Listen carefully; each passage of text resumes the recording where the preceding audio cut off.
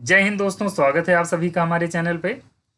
DElEd first semester में बहुत सारे बच्चों के साथ ये दिक्कत होती है कि मैथ के ही पेपर में बैक लग जाता है। मैथ का पेपर होता तो बहुत आसान है, लेकिन जिसका कमज़ोर होता है उसके लिए तो कठिन रहेगा ही। तो अब परेशान नहीं होना है, क्योंकि मैं जितने प्रश्न आपको बताने वाला हूँ वो आपके बहुविकल्पीय में पूछे जाएंगे। 100% तय है, उससे बाहर नहीं पूछा जाएगा। तो ये 5 नंबर आज कंफर्म करवाता हूँ। उसके बाद फिर आपका अति लघु और लघु वाला भी मैं बता दूंगा, उतना ही पढ़ना रहेगा। 12 नंबर पासिंग के लिए चाहिए, आपका अच्छा नंबर आएगा, 12 से कई ज़्यादा नंबर आएगा, इसको ध्यान रखिएगा। पहले इसमें देख लीजिए आपकी कौन कौन से प्रश्न बहुविकल्पीय के लिए आपको पढ़ना है, क्योंकि समय आपके पास अब है नहीं। तो कंफर्म हो जाए कि हाँ यही पढ़ना है तो उतना ही पढ़िएगा, उससे बाहर ज़्यादा समय बर्बाद करने की कोई ज़रूरत नहीं है। देखिए, सबसे पहले मैं आपको बताऊंगा प्रतिशत वाले कौन कौन से प्रश्न आपको पढ़ने होंगे। परसेंटेज से जो प्रश्न आते हैं उस पर मैं बता देता हूँ क्या करना है। देखिए, परसेंटेज से एक क्वेश्चन तो फिक्स हो जाता है, इसको ध्यान रखिएगा। प्रतिशत वाले जो चैप्टर हैं उनमें से ज़्यादा कुछ नहीं पढ़ना है। प्रतिशत का कुछ ही क्वेश्चन होता है जो विकल्पीय प्रश्नों में पूछा जाता है, बहुविकल्पीय प्रश्नों में पूछा जाता है। जैसे आप यहाँ देखिए, पवन सीरीज मैं रखा हूँ आपके सामने, आपके पास भी होगी, तो उसमें देख लीजिएगा। कुछ अतिरिक्त प्रश्न अगर कहीं से मिलते हैं उसको भी देख लीजिएगा, और उतना ही पढ़ना रहेगा आपको बस। प्रतिशत, पहला एक पॉइंट आप नोट कर लीजिए। प्रतिशत, प्रतिशत वाले चैप्टर से, प्रतिशत वाले टॉपिक से आपको कुछ तैयारी करनी होगी। इसका 1 नंबर फिक्स होता है, इसको ध्यान रखिएगा अति लघु वाले में।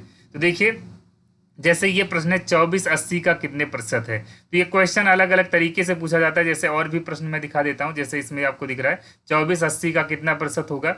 ऐसे यहाँ देखिए, आपको ये दिख रहा होगा कि 4 का 3% है, बिल्कुल सेम प्रश्न है ये। प्रतिशत का और भी आता है, पहले तो एक एक करके हम देखते हैं। जैसे वो वाला क्वेश्चन था बिल्कुल वैसे ये भी है, और इसमें परसेंटेज निकालना। तो परसेंटेज निकालने के लिए आप ध्यान रखिएगा, जैसे यहाँ पर 2480 का कितना प्रतिशत है, तो जो छोटी वाली संख्या होगी उसको 100 से गुणा करेंगे, और जो बड़ी वाली संख्या होगी उससे भाग कर देते हैं। बस इतना करना होगा। जैसे ये 0 0 काट दिया गया, 8 त्रिक 24, तो ये कितना आ जाएगा, 3 दहम 30।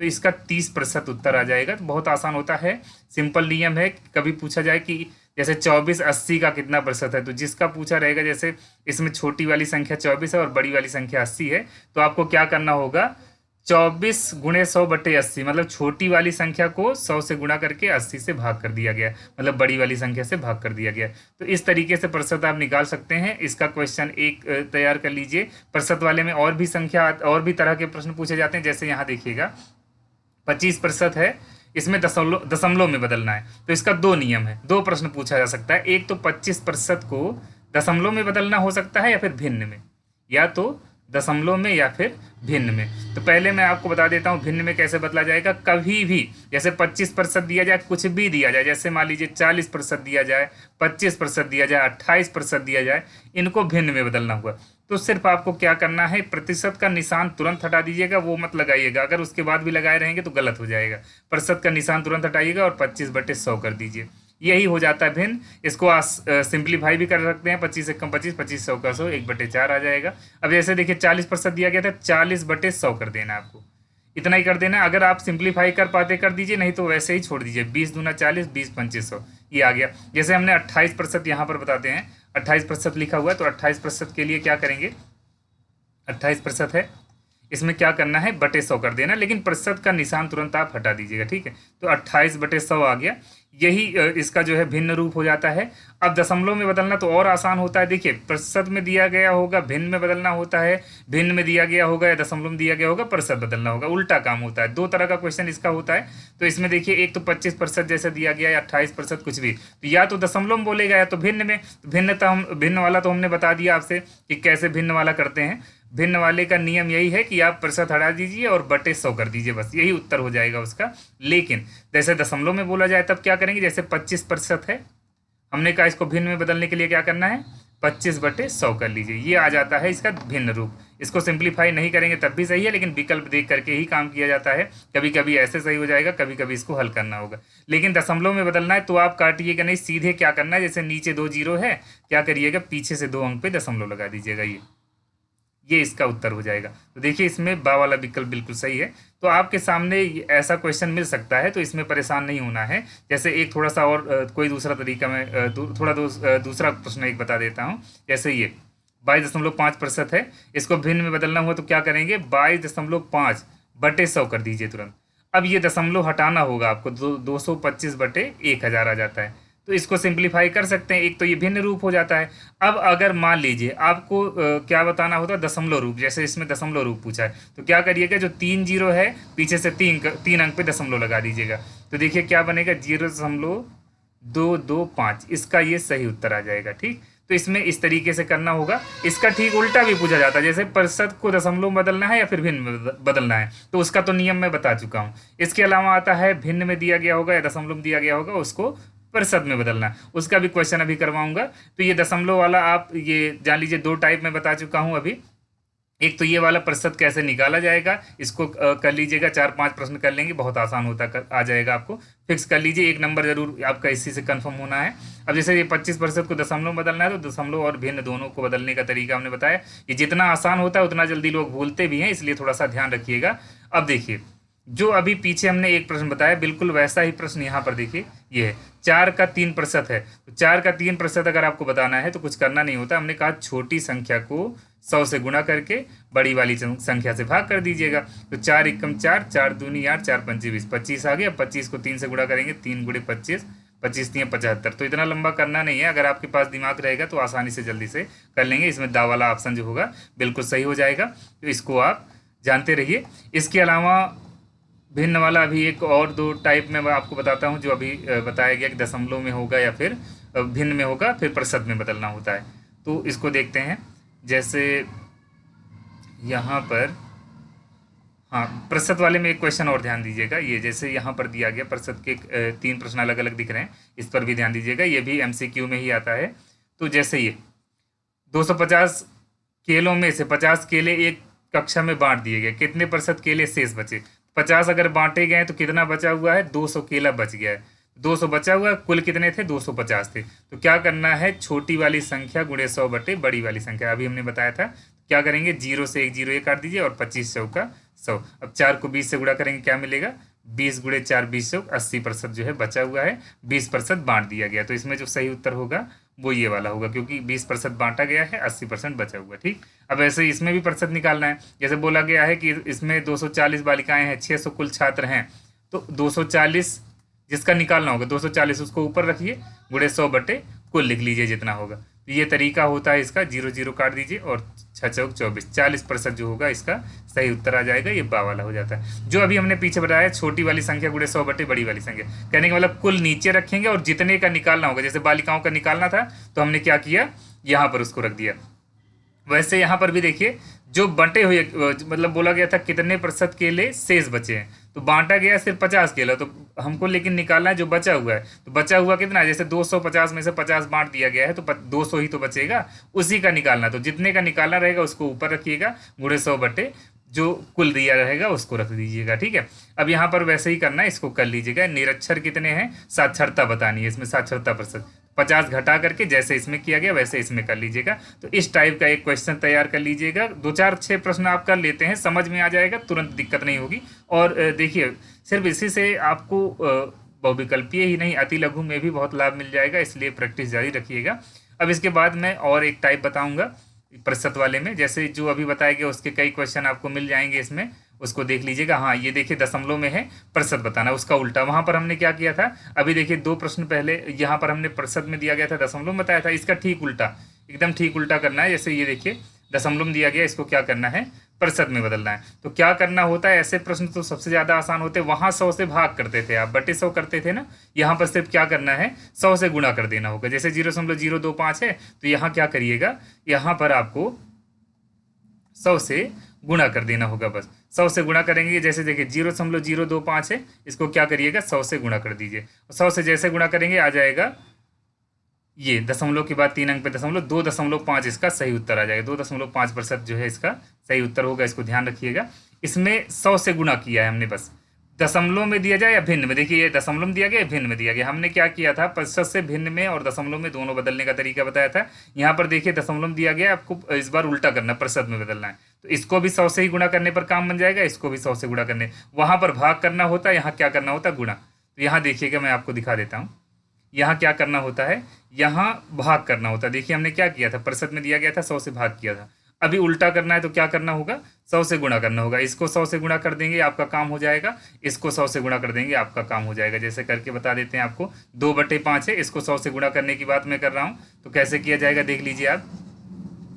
इसमें सिर्फ इतना करना होगा, जैसे 2/5 है, 2/5 गुणे 100 करेंगे तो क्या मिलेगा, 5 से काट दीजिए, 5 दूनी 10, ये आ जाएगा 20 दूना 40%। ठीक है, तो ये 40% इसका सही उत्तर आ जाएगा, जो कि सा वाले विकल्प में है। तो इसमें क्या किया हमने, 100 से गुणा।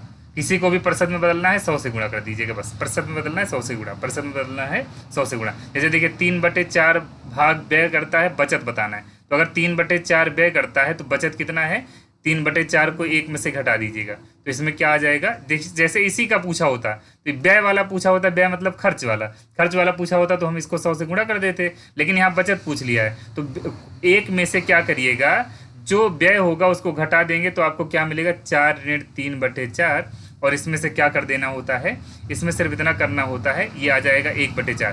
कहने का मतलब 3/4 अगर व्यय कर रहा है तो 1/4 क्या कर रहा है, वो बचत कर रहा है। तो इसको क्या करना है, परसेंटेज में बदलना है, तो 100 से गुणा कर दीजिएगा, क्या बचेगा आपके पास, 25%। इसका जो होगा सही उत्तर आ जाएगा। इसको ध्यान रखिएगा। भिन्न वाला प्रश्न ये भी है। अब ऐसे देखिए यहाँ पर भी प्रतिशत वाला क्वेश्चन आ जाता है। कक्षा 5 में 50 छात्रों में से 40 छात्र उत्तीर्ण हुए, तो अनुत्तीर्ण कितने हुए, तो 10 लड़के तो फेल हुए हैं। इसको ध्यान दीजिएगा, क्योंकि 50 में से 40 ही तो पास हुए हैं, तो इसका मतलब क्या हुआ, 10 जो है वो फेल हुए हैं। तो जो फेल हुए हैं उन्हीं का निकालना भी है, तो 10 गुणे 100/50 रखेंगे, तो 50 दूना 100, तो देखिए क्या होगा, 20% जो होंगे वो फेल हुए हैं, यही बताना था आपको। तो इसमें दा वाला विकल्प सही होगा। ऐसे देखिएगा, रचित अपने आय का 80% खर्च करके 120 रुपये बचाता है। कहने का मतलब 80% खर्च कर रहा है तो कितना बचा रहा है, वो 20% बचा ले रहा है। तो 20% कितना है, 120 रुपये, क्योंकि इतना बचा रहा है। तो आपको मासिक आय बतानी है, तो क्या करना होगा ना, 120 को 100 से गुणा करके 20 से भाग कर दीजिएगा, बस इतना काम करना होगा। तो 20 छक्का 120 होता है, तुरंत क्या आ जाएगा, इसमें 6 गुणे 100 करेंगे आप, कितना आ जाएगा, 600 इसकी मासिक आय आ जाएगी। इसको ध्यान रखिएगा। कुल मिला के इतने टाइप के प्रश्न, और इसमें भी परसेंटेज से जुड़ा हुआ है, इसको कर लीजिएगा। तो कुल मिला के क्या आ जाता है, इस तरह का जो भी प्रश्न आपका है प्रतिशत वाला एक कंफर्म कर लीजिएगा। इससे सिर्फ इतने में ही नहीं, आपको अति लघु और लघु वाले में भी मदद मिलेगी, इसको ध्यान रखिएगा। अब आइए दूसरे टॉपिक पे ध्यान देते हैं। और दूसरा टॉपिक कैसा है, जिसको पढ़ने लायक है, जिसको आप पढ़ेंगे तो कंफर्म हो जाता है आपका अगला नंबर। देखिए इसमें हम ऐसा करते हैं, अब इसके बाद हम देखते हैं कोण। कोण का नियम बहुत सिंपल होता है, उसमें कई प्रश्न आपको इसमें मिल जाएंगे। आप कौन सीरीज रखे होंगे उसमें देख लीजिएगा। कोण को मैं बता देता हूँ अलग से ही। जो जीरो, देखिए कोण के प्रकार याद रखिएगा, काम हो जाएगा। 0 से 90 अंश, 0 और 90 अंश के बीच रखिएगा, उसके इसमें 90 अंश नहीं इंक्लूड करिएगा आप, ठीक है। 0 से 90 अंश के बीच जो कोण होते हैं उनको क्या कहा जाता है, न्यून कोण कहा जाता है, न्यून कोण।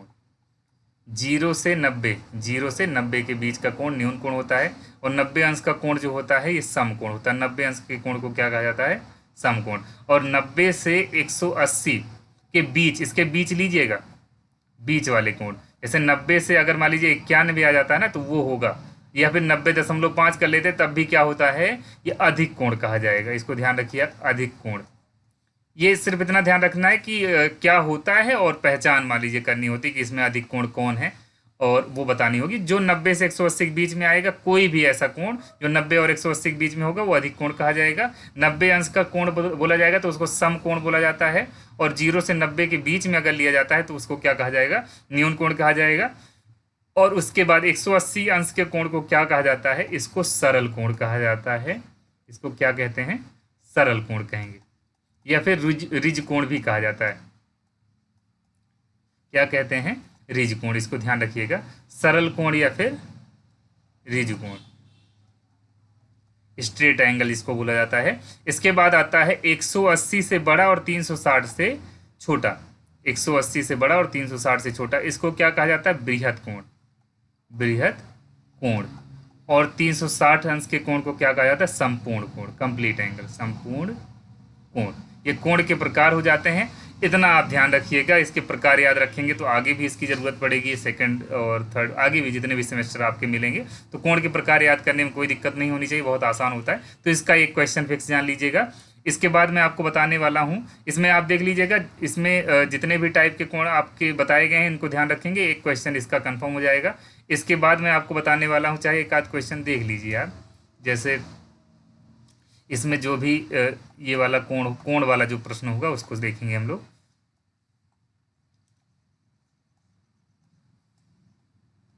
कोण वाला जो प्रश्न है वो हो सकता है अगले पेज पे हो, क्योंकि देखिए ये कंफर्म है, इसको जाने रहिएगा।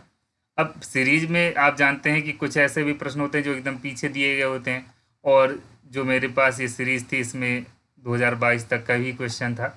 यहाँ पर देखिए कोण वाले प्रश्न आ जाते हैं, त्रिभुज से जुड़े हुए, आयत वाले, और कोण में समकोण एकदम ध्यान रखिएगा, बृहद कोण एकदम ध्यान रखिएगा, अधिक कोण, इतनी चीज़ें ध्यान रखना है।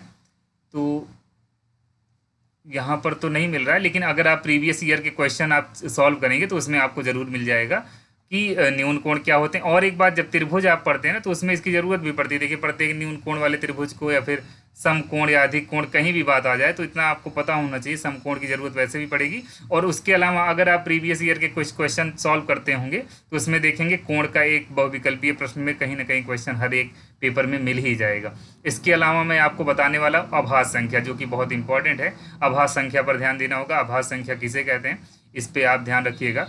आभास संख्या मैं बता देता हूँ, वो संख्याएं, आभास संख्या, आभास संख्या क्या होती है?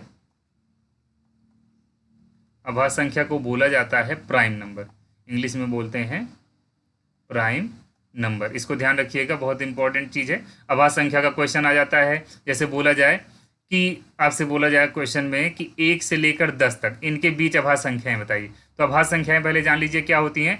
जो खुद से कटती हैं, वो संख्याएं जो खुद से, वे संख्याएं जो खुद से कटती हैं और 1 से कटती हैं, मतलब खुद से विभाजित हो जाएं और 1 से, खुद से और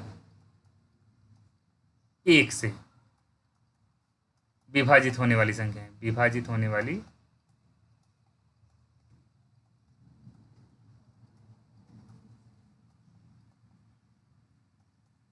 संख्याएं, इसको ध्यान रखिएगा। जो 1 से विभाजित हो जाएं और खुद से विभाजित हो जाएं उनको क्या कहा जाएगा? आभास संख्याएं। तो इनको आप 1 से लेकर 100 तक पढ़ लीजिएगा। ऐसे क्वेश्चन आएगा जैसे 1 से लेकर 10 के बीच में, या पता लगता है पूछ लेता है 30 से 40 के बीच में आभास संख्याएं लिखिए, या फिर उसमें दिया गया होगा, विकल्प चुनना होता है। तो देखिए इसमें मैं बता देता हूँ, बाकी ज़्यादातर पूछा जाएगा जिसमें 2 आभास संख्या हो या 3 आभास संख्या हो, वही पूछा जाएगा। इसमें इनके बीच में देखिए कितनी आभास संख्याएं होती हैं। 1 और 10 के बीच में 2, 3, 5 और 7, ये सब के सब अभाज्य संख्या है। 2, 3, 5, 7 ये अभाज्य हैं, बाकी सारे क्या हैं?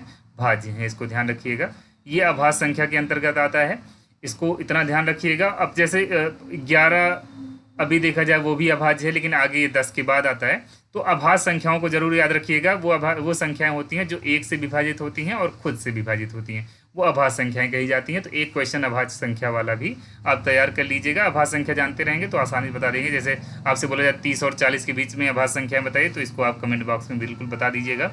इसको कमेंट करके आप बताएंगे 30 और 40 के बीच में जो अभाज्य संख्या है उनको लिख कर बताएंगे आप। तुरंत आपको याद होना चाहिए, समय भी बचाना होता है, क्योंकि जिनका मैथ कमजोर होता है उनके लिए वो पहाड़ बना रहता है। अब इसके बाद एक चीज़ और देखिए, हमने आपको क्या क्या बताया? प्रतिशत का बता दिया, दूसरा बता दिया है हमने कोण, और तीसरा जो हमने बताया वो क्या बताया? अभाज्य संख्या, अभाज्य संख्या।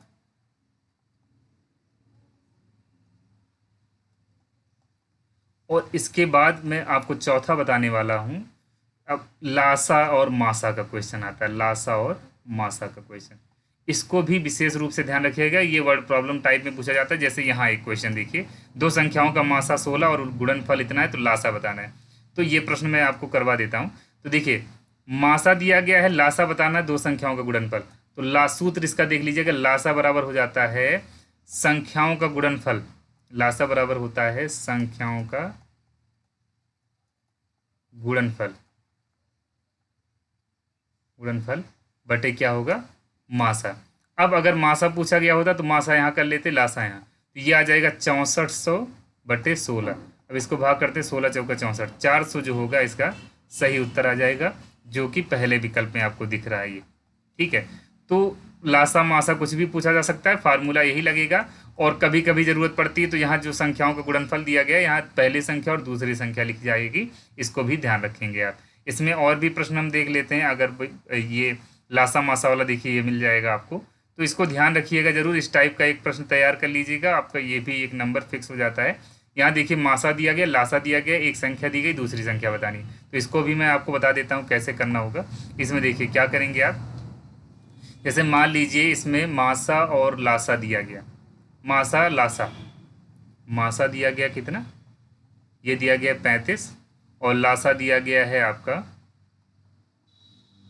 525, और पहली संख्या दी गई, पहली संख्या दी गई, पहली संख्या दी गई है, देखिए क्वेश्चन देख लीजिए आप, इसमें 175 दी गई, दूसरी संख्या बतानी है आपको, पहली संख्या है 175। तो इसमें सूत्र देख लीजिएगा, दूसरी संख्या बराबर क्या होगा, दूसरी संख्या बराबर हो जाएगा मासा गुणे लासा बटे पहली संख्या।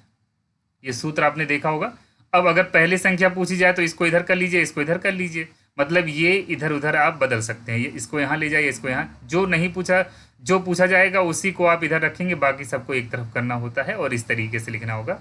बाकी इसमें देखिए जो जो दिया गया मैं उसको पहले लिख लेता हूँ।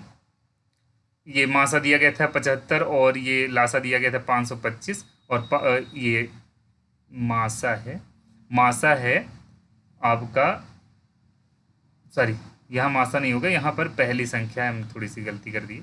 देखिए इसमें पहली संख्या नीचे जो लिखी गई है ये पहली संख्या है, तो पहली संख्या आपके सामने 175 है, इसको लिख लेते हैं। अब देखिए क्या करेंगे आप, इसको सिंप्लीफाई कर लेते हैं, तो 25 से चाहे इसको काट दीजिए, तो 25 सत्ते 175 होता है, और 25 दूना 50, और 25 एकम 25, 25 एकम 25 आपका ये हो जाता है। 25 को 21 बार लेकर जाते हैं तो क्या मिलता है आपको, ये 525 मिल जाता है। कुल मिला के सिंप्लीफाई करना है आपको, 5 से काट लीजिए, आपको अगर बड़ा भाग या फिर इस तरीके से आप अगर 25 से नहीं काट पाते हैं, और भी कोई संख्या हो सकती है, 25 तब भी आसान है, तो छोटी छोटी संख्याओं से काट लिया जाता है, बस आपको करना है सिंप्लीफाई, चाहे जैसे आप करिए। अब देखिए 7 25 35 कर लेंगे, तो इसमें जो अब इन दोनों का मल्टीप्लाई आएगा, 21 पंचे कितना होता है, 105 होता है, तो इसमें जो सही उत्तर आएगा इसका वो आ जाता है 105। 105 जो है इसमें देख लेते हैं कौन सा सही है, तो 105, ये देखिए दा वाला विकल्प जो है बिल्कुल सही है, तो इसको आप नोट कर लीजिएगा। इस तरीके से आप इसको सॉल्व कर सकते हैं। अब इसमें जो भी मासा लासा का प्रश्न आएगा उसको जरूर देख लीजिएगा। अभी देखिए हम बृहद कोण वाला क्वेश्चन ढूंढ रहे थे, यहाँ पर मिल गया है।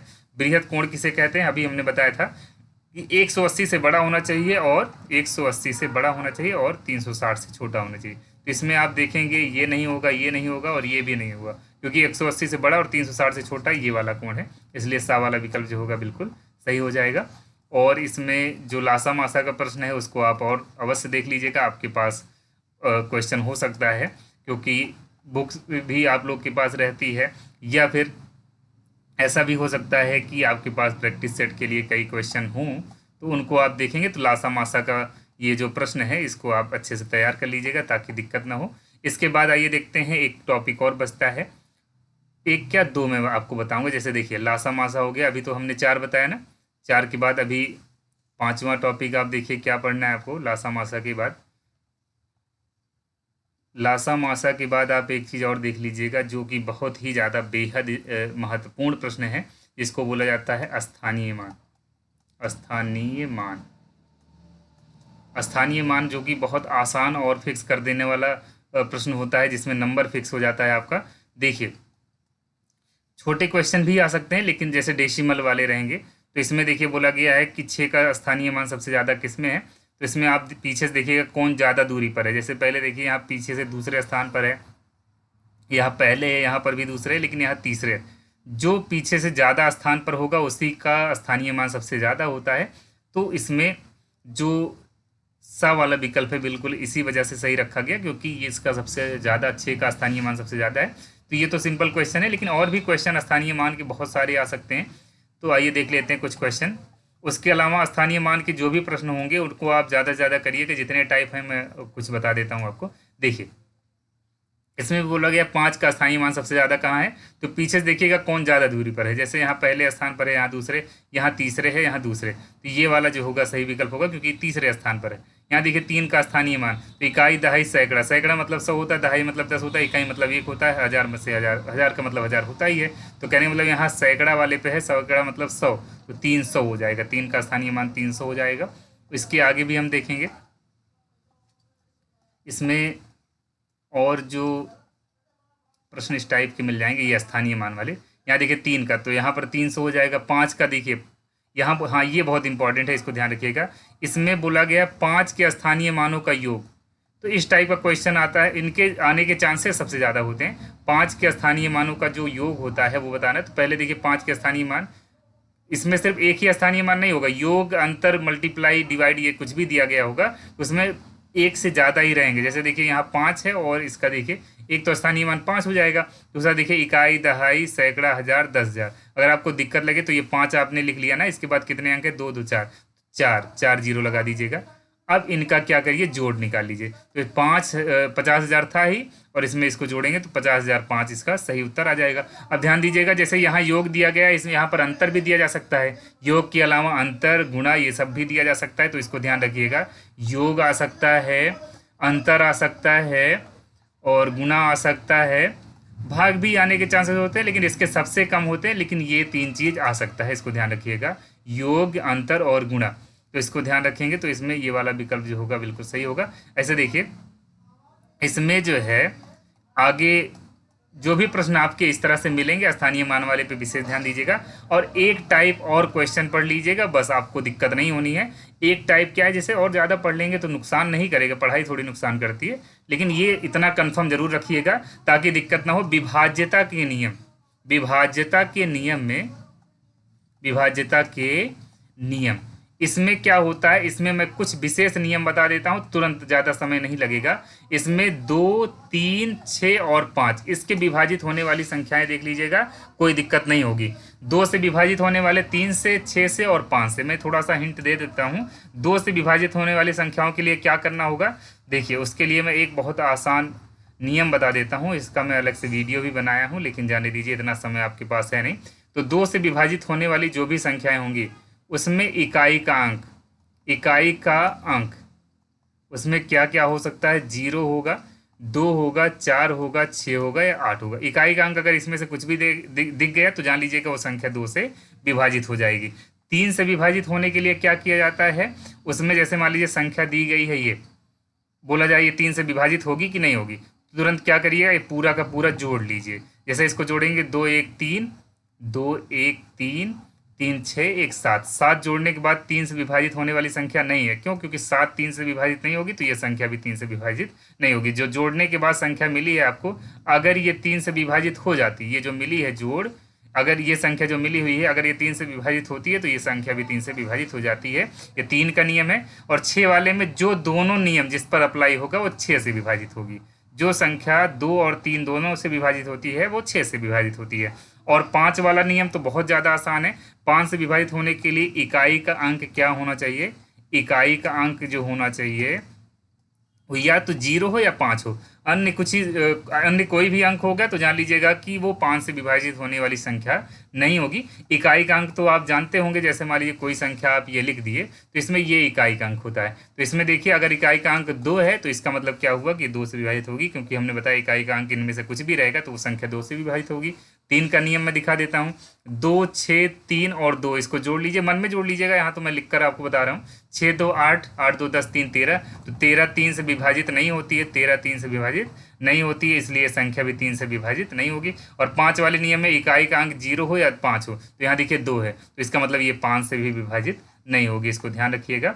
तो कुल मिला के ये विभाजकता का नियम है। और भी प्रश्न जो सिंपल मिलेंगे उसको कर लीजिएगा, लेकिन इतने नियमों पर ध्यान दीजिएगा, ये लाइफ टाइम यूज होने वाले भी हैं और आगे जितने सेमेस्टर रहेंगे उनमें भी इसकी ज़रूरत पड़ेगी। तो मैं अभी आगे आपको लघु वाले और अति लघु वाले भी इंपॉर्टेंट क्वेश्चन बता दूंगा, उतना पढ़ लेंगे, आपको दिक्कत नहीं होगी। मैथ में बैक नहीं आने का, ये मेरी आएगा बिल्कुल, इसको ध्यान रखिएगा, मेरी गारंटी है। वीडियो पसंद आया हो तो प्लीज़ इसको लाइक और शेयर करना ना भूलें। धन्यवाद।